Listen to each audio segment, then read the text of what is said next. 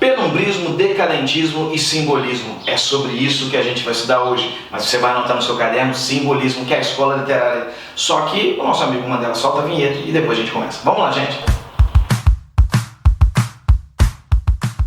Olá, meninos e meninas, jovens do meu Brasil, tudo bem com vocês? Eu sou Geraldo Filho, aqui no canal Escreva Bem, para tratarmos desse conteúdo de literatura hoje, que é a escola literária Simbolismo.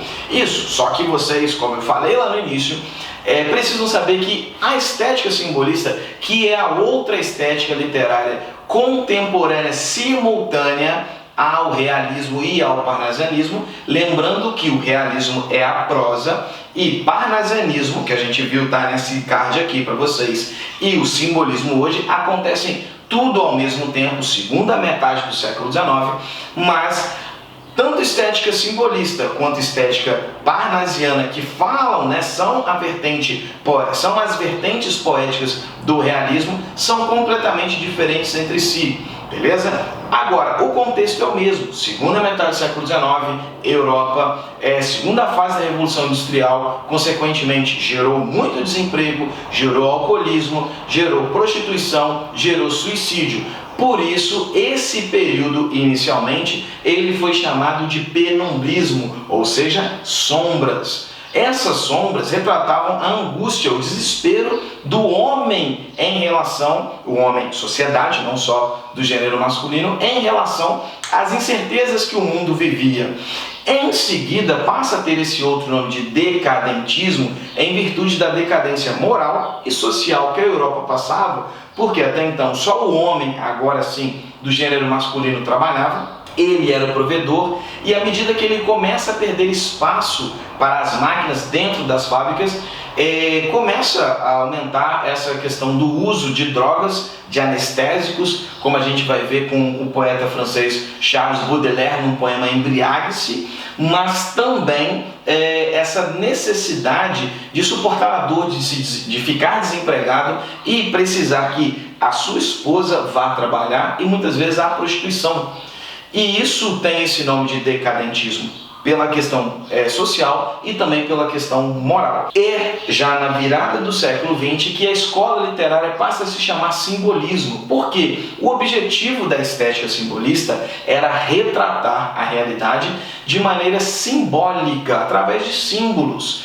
E, diferentemente do que eu já falei na estética parnasiana, o simbolismo, ele trabalha com a subjetividade, porque símbolos são isso, eles trabalham com códigos, tudo bem? E agora nós chegamos ao contexto. Nessa época, nós temos alguns pensadores, que começam a fazer estudos da mente, como Freud, como Jung e como Schopenhauer, que já é mais ligado à filosofia. Nietzsche, nesse mesmo momento também, e Allan Kardec, que começa a fazer os estudos do espiritismo. Então toda essa ideia do misticismo, toda essa ideia do mítico apareciam nas produções simbolistas, legal? Então vamos às principais características do simbolismo aí. Bom, como eu já disse para vocês, a primeira delas é o subjetivismo, até porque essa é a principal característica de algo que trabalha com símbolo, beleza? Uma outra característica aí é a musicalidade dos versos. Por quê? Para que as pessoas tenham cadência. Muito provavelmente vocês conhecem aquele poema do Cruz e Souza, Violões que Choram, Vozes Veladas, Veludosas Vozes, para que vocês possam perceber que as escolas literárias, essa é uma das principais características, a musicalidade dos versos, ou seja, para que dê ritmo. Isso é uma expressão em francês chamada enjambement, ou seja, o verso começa numa parte e termina no verso de baixo, beleza? Ou seja, é um encadeamento. Isso ajuda muito para dar ritmo, dar fluidez à música, que é, no caso, essa composição poética. Uso de reticências, meninos, jovens. As reticências têm como sugestividade, Se vocês estão assistindo na sequência, vocês já devem ter visto esse vídeo aqui sobre transitividade verbal. Por exemplo, o Mandela deu. O Mandela deu o quê? Para quem? O Mandela deu um passeio hoje à tarde, antes de começarmos as nossas aulas. Só que se eu deixasse o Mandela deu o quê? Deu para quem? Quando? Vocês vão encontrar isso na poesia no poema Esmalha, de Alfonso de Guimarães. Tá? Isso vai ser muito característico lá, porque o poema Esmalha ele é todo composto à base de reticências.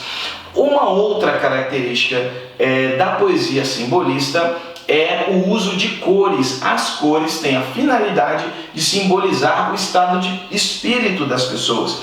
E se você já vem seguindo o nosso canal, sabe que eu tenho uma videoaula só sobre a simbologia das cores. Está aqui no canto para vocês assistirem também e irem conhecendo mais do nosso canal. Se você chegou aqui no nosso canal, nessa videoaula, se inscreva aqui, ative o sininho para receber as notificações. Se você está gostando desse conteúdo até agora, deixe o seu like aqui. Se você ainda tem alguma dúvida sobre o conteúdo de simbolismo, deixe algum comentário aqui embaixo que eu respondo para você rapidinho, beleza? Agora, gente, para que nós possamos continuar e vamos perceber as outras características que eu já falei, misticismo e a questão mítica, porque é ligada à questão da morte. Como eu disse para vocês, Allan Kardec, ali no final do século XIX, começa os seus estudos sobre o espiritismo.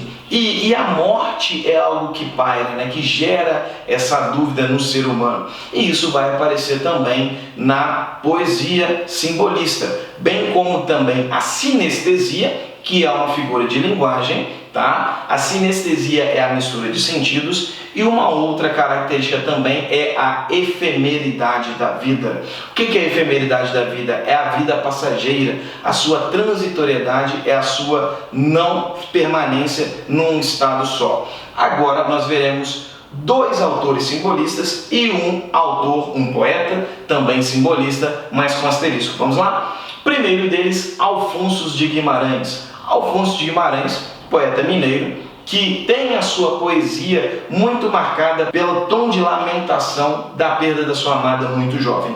Mas o grande nome, sem dúvida alguma, da poesia simbolista e um dos grandes nomes da poesia brasileira é Cruz de Souza, chamado também de Cisne Negro, que teve uma luta abolicionista muito grande. Ele que era filho de escravos, mas eu digo que ele teve uma educação branca porque ele foi criado pelos senhores de seus pais, ou seja, ele teve uma educação, ele foi alfabetizado, ele foi letrado, mas ele, por ser negro, sofreu vários tipos de preconceitos, principalmente porque ele nasce no sul, ele é de uma cidade chamada Desterro, que hoje vocês conhecem como Florianópolis. Mas ele é convidado a sair dessa região, a ir para o Rio de Janeiro, tanto que o Alfonso de Guimarães vai até o Rio de Janeiro para conhecê-lo pessoalmente, e é, sem dúvida alguma, Cruz de Souza o grande nome da estética simbolista.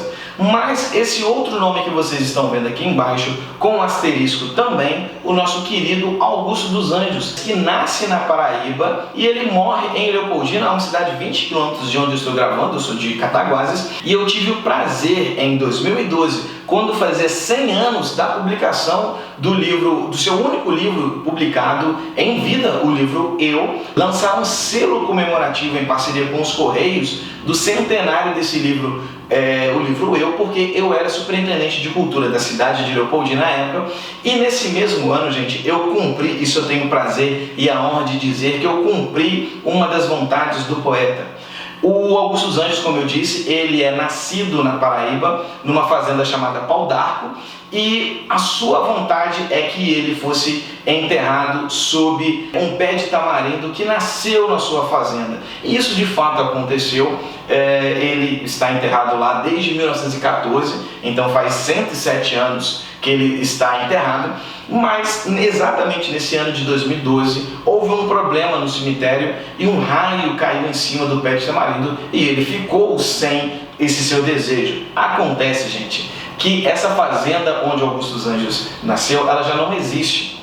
Portanto, o que acontece? Não tem mais esse pé de tamarindo lá. E aí começou o interesse de querer fazer, levar os restos mortais de Augusto dos Anjos para a Paraíba. A sorte que o querido Alexei Bueno, da Academia Brasileira de Letras, ele trabalha na Academia Brasileira de Letras, eu já o conhecera, e ele tinha um pé de tamarindo retirado da fazenda onde o Augusto dos Anjos havia nascido, lá na Paraíba, plantado em formato de bonsai dentro do seu apartamento no Rio de Janeiro, e eu pedi a ele que ele doasse para que o Augusto dos Anjos repousasse tranquilamente no seu túmulo lá em Leopoldina. Eu vou colocar a foto para vocês aqui, tá aqui do lado. Vocês podem ver que estávamos eu, Augusto dos Anjos e outras personalidades cumprindo os seus desejos, e eu vou colocar aqui embaixo o poema no qual ele fala e que eu pude finalmente deixá-lo descansar em paz lá. Mas eu coloquei esse asterisco não porque eu fiz toda essa história com Augusto dos Anjos, mas sim, principalmente porque o Augusto dos Anjos, como eu disse, se vocês analisarem os anos 1912, quando ele publica o livro Eu, ou 1914, quando ele morre, em novembro de 1914, vocês vão perceber que já não é mais final do século XIX, já é segunda metade do século XX. Mas, cronologicamente, muito cuidado com isso na sua prova de literatura, então, cronologicamente, o Augusto dos Anjos não é um poeta simbolista, ele seria um poeta pré-modernista. Porém, o pré-modernismo, à exceção de Augusto dos Anjos, só vai apresentar prosadores, e todas as suas características de Augusto dos Anjos se inserem dentro da estética simbolista. Beleza, gente? Bom, por hoje é só. Se você gostou desse conteúdo aqui, deixe o seu like. Se você é novato no canal, inscreva-se aqui, ative o sininho.